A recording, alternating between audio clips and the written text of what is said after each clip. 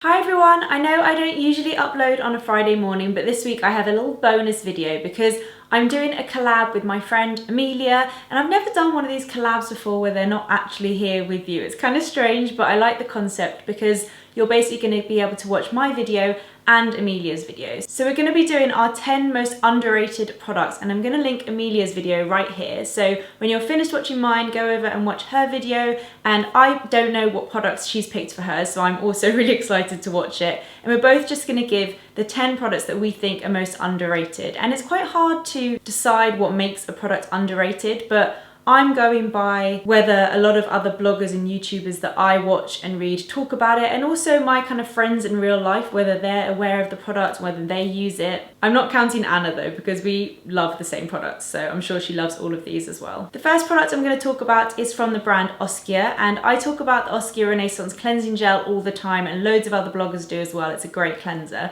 but no one really ever seems to talk about the Renaissance hand cream. So this is from the same Renaissance range, but it's the hand cream, and I absolutely love this. I know that not everyone kind of uses hand cream all the time, but I actually met the founder of Askia, and she said that you can use this as a face moisturizer as well, because the ingredients are so natural and clean that you can easily put it on your face. I've tried doing that when I'm sitting on my desk and it feels great. It's really hydrating. It's so nice as a hand cream, and it smells amazing. It has this kind of gel moisture texture to it. It's bright orange, as you can kind of see in the lid. I'm going to put on a little bit now. It's just so fresh, and I get really dry hands, especially in the winter, so I always keep this on my desk. I really want to get another one to keep in my handbag.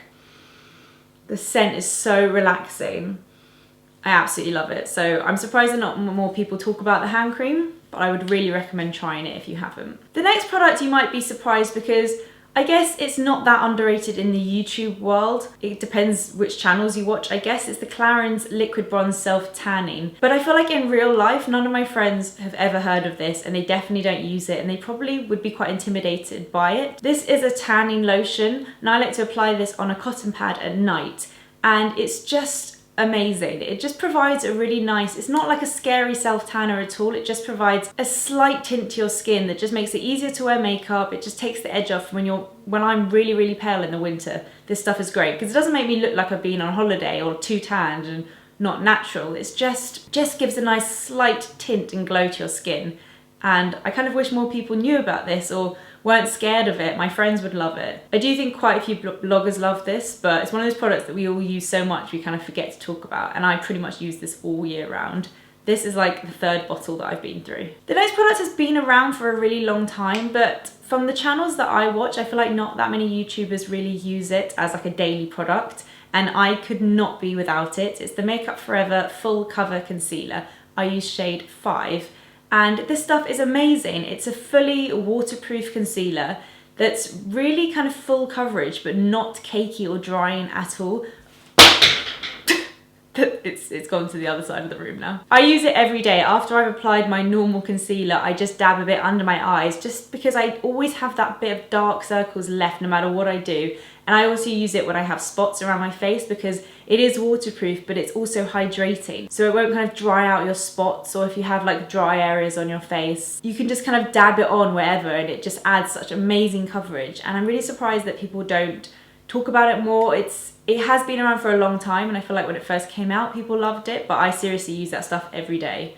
I'm like looking down on the floor because it's over there. I think it's an amazing concealer. This palette always comes up when I do videos about eyeshadow palettes because it's such a bargain, and I don't think I've seen anyone else talk about it, again, just from the channels that I watch. It's the NYC Best of Broadway palette, and I think this is about $3.99 or something absolutely crazy. But what I like about it is there isn't one shade that I wouldn't use. It's a quad, so there are 4 shades. There's a light all over the lid shade that isn't too light. I hate it when it's like too much of a bone colour. Then there's a really nice light brown that's a bit like MAC Patina. It's like a cool tone brown.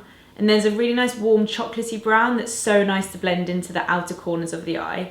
And a really dark brown that I like to use as an eyeliner. So this is a sort of palette that I know I can do a full eye look just with this. It's great for traveling. The quality of the eyeshadows I think are really good for the price, and it's just so affordable. And I love that it's just 4 great shades. It's really well picked, and I know it kind of looks a bit cheap and it's not something to really get that excited about, but if you like a nice neutral brown eye and you don't want to spend that much, this is such a good palette. Okay, next I'm going to talk about RMK Makeup Brushes.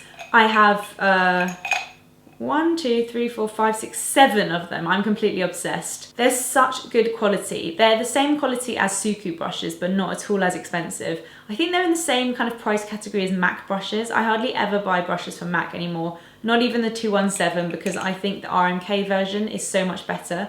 I love that the handles are so short, makes it so much easier when you're traveling, and it's just the quality. They are so ridiculously soft. It's like, it's ridiculous, I swear. You need to go and try them. They do them in Selfridges. I guess they're not as easy to get hold of, that's why not as many people talk about them, but you can get them at Selfridges, that's where I get them, and I think you can get them online as well. I love the eyeshadow blending brush. I also love the blusher brushes. I use that for bronzer and blusher and highlighter. I've got a huge powder brush that I really like. Sorry, these are so dirty. And I have a couple of their cheek brushes as well, which are really nice. They're so soft, they wash ridiculously well. The packaging is so chic. I love them. Now everyone goes on about Bioderma, and I did as well for years, but I haven't used Bioderma in ages, and I like to kind of try a different micellar water each time just to see, and I think the one that I've gotten the best with has been the one from Super Facialist by Una Brennan. This is a brand that you can get in Boots, and this has lasted me a really long time. I basically use this in the mornings and sometimes at night to remove my eye makeup, but it's really gentle while still actually removing your makeup. I really like the simple plain packaging, and there's just a balance between being able to actually remove makeup but also not stinging the eyes or feeling too greasy on the skin, and this has been the one that I've liked the most. I don't really ever see anyone talk about this, but I'd say this is a great alternative to Bioderma, which can be quite hard to find. Also, if you're just bored of using Bioderma or want to try something new, I think I prefer the packaging of this one because you can take off the lid, which is quite handy. So you can like decant it when you go traveling. And yeah, I think this is a really good micellar water. Okay, the next product isn't so much about the product specifically, but more about the range in general. And it's Kiehl's hair care. I feel like Kiehl's is really well known for their skincare. I love their skincare, but it's not really somewhere that I would go for hair care, and I don't think many other people necessarily think of them for hair. But this product, which is the Cream with Silk Groom, I swear every Hirschessen's hairdresser I've ever been in uses this, and probably loads of other hairdressers as well. It's one of those cult hairdresser products, and it's a styling cream. I've always had it used on me when I go to the hairdresser, but I only recently got one for myself, and I really, really love it. It says it's a non-greasy grooming aid that's become world-renowned for its silky smoothness and superior efficiency. I basically like to use this after I've straightened my hair in the morning, or after I've straightened it after washing. You know, when you just straighten your hair, it feels a little bit fluffy and doesn't really have much kind of shape or style going on. I put a tiny, tiny amount of this cream, rub it in between my hands, and just put it throughout my hair from like the mid-lengths to the ends. And I find that it just kind of like binds it all together, gives it a little bit of hold, a little bit of texture. It makes it really kind of shiny and silky, and I absolutely love it. This is gonna last me such a long time because it's such a huge bottle and you only need a tiny amount. And just the fact that I think industry hairdressers love it, but consumers, I don't know if people would necessarily go to Kiehl's for a styling cream, but this is definitely the best one I've tried. Kiko, just as a brand in general, is so underrated. I don't think people realise the quality of their products because the price point is so low. You may assume that maybe it's not as good. I don't think the shops kind of lay it out that well, but the quality is insane, seriously insane. And one of the products I really like is the Universal Fit Foundation. I feel like everyone talks about the cream eyeshadow sticks, they're great, the lipsticks, the nail polishes, but I haven't really seen many people talk about this foundation, and I really like it. I would say it's up there with one of my top foundations. I'm wearing it today. It's just like a really nice, everyday, light, liquid foundation, really. There's nothing that fancy about it. It doesn't give like massive amount of glow. It's not really full coverage or matte. It's just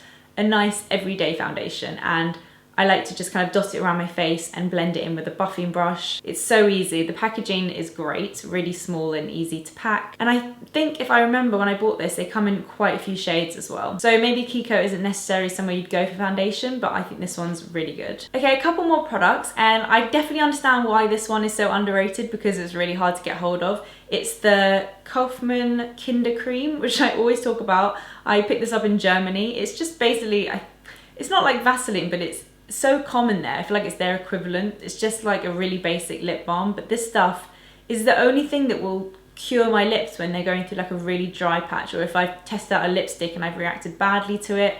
It's like a white thick cream, so it looks a bit silly on the lips, but it's so good. It really, really, like, there's no other lip balm that works on me like this one does. And obviously no one else in the UK really talks about it because you can't get it here, but I feel like this is the sort of product that should be available on Cult Beauty or in John Bell and Croydon, where they have the section with like products from around the world, where they sell like in Selfridges, DHC and all of those products like it's quite hard to get hold of. This should become one of those because it's such a great little lip balm. I don't really like the big pot as much, which is more of just like their general, I think it's like their version of Pseudo-Creme, but the lip balm version I really like, and it smells slightly lemony. I love it. I've got so many. When I came to Germany and met all you guys there, so many people gave me one, so I've got loads now. Thank you. Okay, the final product is a blusher, and I was raving about this a few months back when it first came out. It's from Stila, and it's the Shimmering Lotus Watercolour Blush. I think these are genius, but I feel like they didn't kind of take off as much as I thought they were going to. And I watched a few people mention it in videos, and I saw that they were applying it with their fingers, and I think that might be the reason why people didn't love it as much, because I wouldn't apply this with my fingers. It's basically a water blush. It has this whole thing about there being like a cushion in there that releases the perfect amount of product, but I think that's completely wrong. Far too much product. You really need the tiniest amount. So what I do is I just take from the lid, and I use something like the Real Techniques contour brush, or actually I've just used my Bobbi Brown blusher brush today to apply it, and I just take the tiniest, like I'm not even exaggerating, the tiniest amount, and then just blend it onto my cheeks. And because it's like a watercolor blush, I feel like it just sinks into your skin. And you know, sometimes blush can just sit on top of your skin and look really false, because I feel like a lot of the sort of blusher colors that we wear aren't really a natural blush. So this one really goes into the skin and just looks so natural. And this one has a slight gold shimmer to it. It's so, so pretty. It's my favorite shade from the range. And yeah, I just feel like not many people talk about this, but I love it. It's definitely one of my favorite blushes. I'm wearing it today. You can kind of see, I think it's so pretty. And there's, I think, about 5 shades in the range. So those are my top 10 most underrated products. Don't forget to head over to Amelia's channel to check out what her top 10 products are. And don't forget to subscribe to her channel. She makes really good videos and I love watching them, so I'm sure you guys will too. Let me know if you enjoyed this, and I'll see you on Sunday for my next video. Bye.